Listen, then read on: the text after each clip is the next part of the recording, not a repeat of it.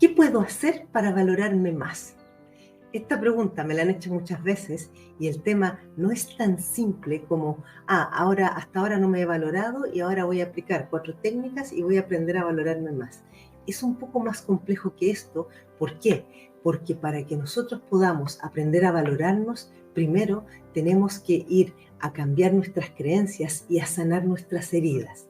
Si yo hoy día no me valoro, no me respeto, no me tengo cariño y no me priorizo, es porque en alguna parte muy inconscientemente tengo la creencia de que yo no merezco, de que yo no valgo, de que yo no soy quien para recibir aquello, o que en realidad a mí quién me va a querer o quién me va a aceptar.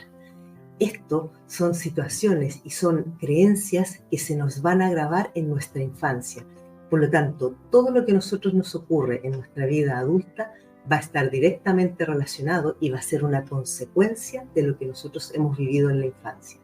Si yo he crecido en un hogar donde no se me valoraba, donde no se me tomaba en cuenta, donde cada vez que yo hablaba y decía algo o opinaba en algo, me decían, vaya tonterías que estás diciendo, o a ti, ¿quién te ha dicho que puedes hablar? O estamos hablando los adultos y los niños no intervienen. Entonces yo, con los años, si esto se va repitiendo, voy a ir creciendo con la sensación de que yo no tengo una opinión válida, de que yo no tengo derecho a decir o a opinar, de que yo no tengo derecho a lo que sea. Entonces se nos va creando esa, aparte de la herida, del rechazo, de la humillación, se nos va creando esa sensación inconsciente de no merezco, no valgo, no tengo derecho. Cuando nosotros estamos en una relación donde, por ejemplo, me piden mi opinión, mi pareja me dice, bueno, ¿y tú qué es lo que quisieras hacer o qué es lo que te gustaría?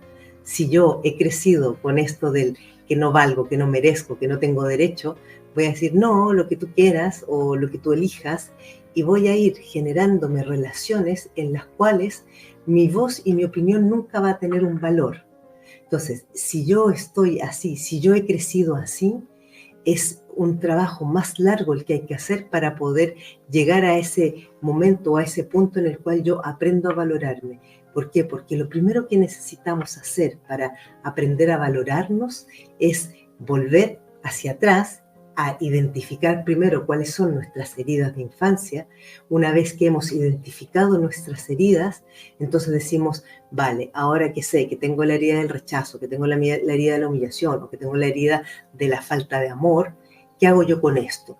Cuando yo identifico mis heridas, puedo empezar a trabajar en sanar esas heridas, en poder, como de alguna manera, reconciliarme con mi infancia y con mis figuras materna y paterna, o quienes hayan sido mis cuidadores o las figuras de apego con las que yo crecí.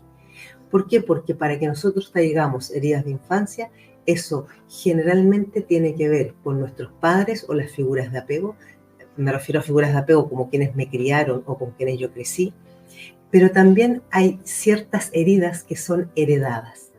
Si, por ejemplo, yo me doy cuenta que tengo mucha tendencia a la sumisión, que tengo tendencia siempre a estar complaciendo a otros, a estar buscando el reconocimiento, la valoración, el afecto de los demás.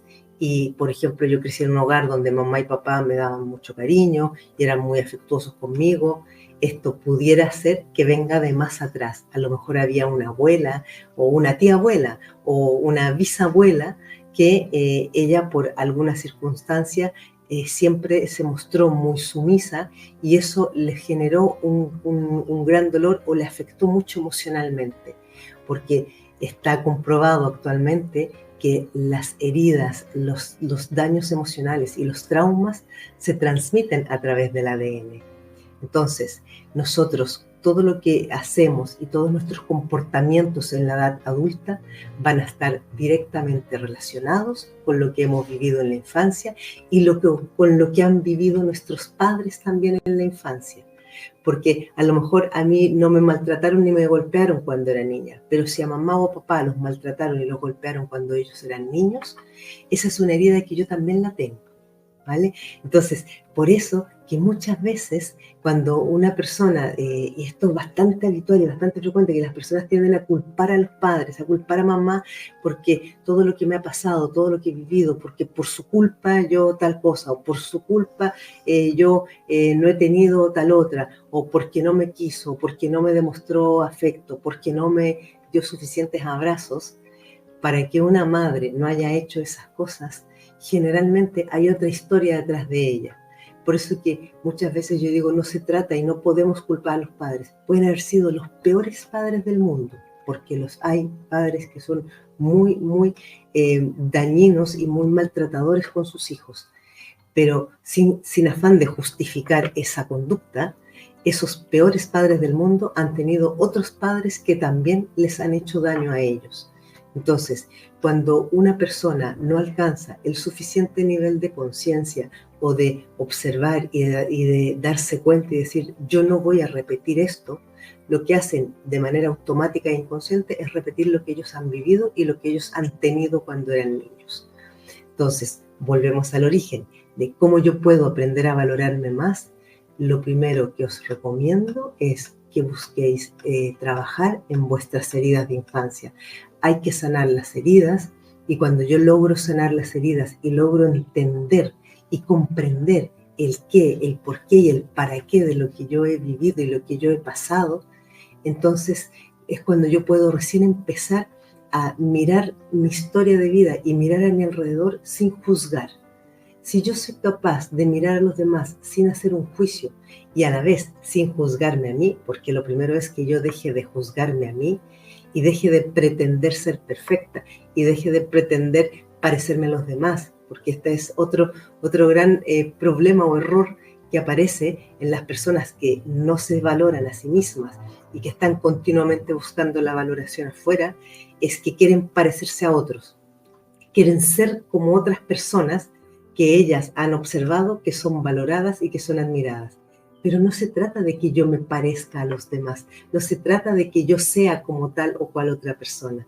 De lo que se trata es de que yo, la primera, me aprenda a tomar en cuenta, me aprenda a aceptar tal como soy, con todas mis características, que yo ni siquiera me gusta hablar de defectos y virtudes, porque para mí nadie tiene defectos. Podemos tener heridas, podemos tener daños, pero defectos no tenemos, ¿vale? Entonces, si yo me aprendo a aceptar con todas mis luces y mis sombras, aprendo a mirarme, a abrazarme y a contenerme yo a mí misma, es cuando voy a poder empezar a valorarme.